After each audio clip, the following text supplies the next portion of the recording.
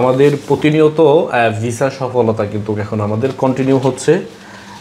যারা ইতিমধ্যে ভিসা পেয়েছে সৌদি আরবের তাদেরকে অভিনন্দন। বিশেষ করে যারা বাংলাদেশ থেকে সরাসরি সৌদি আরবে আপনার আবাসিক হোটেলে যাবেন, এগুলো হচ্ছে সরাসরি আমাদের আবাসিক হোটেলের ভিসা।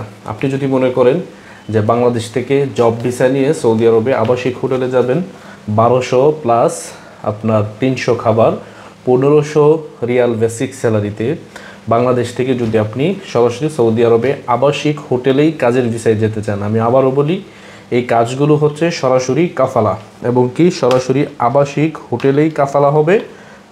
100% মানে 100% নিশ্চয়তা রয়েছে। আপনি চাইলে সরাসরি আমাদের অফিসে আপনি সরাসরি স্ট্যাম্প করে চুক্তি করে তারপর যেতে পারবেন। এটি 100% আপনি নিশ্চিত থাকতে পারেন যে আপনার জবটি হবে আবাসিক হোটেলে।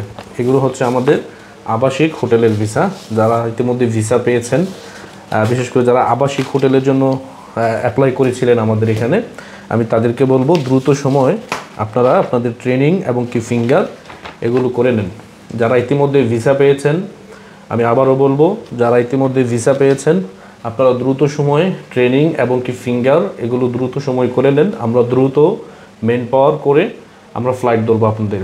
আর অবশ্যই যারা বাংলাদেশ থেকে সরাসরি আপনারা অথেন্টিক সোর্সের মাধ্যমে আপনারা ভিসা সংগ্রহ করে সৌদি আরবে যেতে চান, আমি অবশ্যই বলবো একবার হলেও আমাদের অফিসে আসবেন, এসআর ট্রাভেলস ইন্টারন্যাশনাল লিমিটেডে।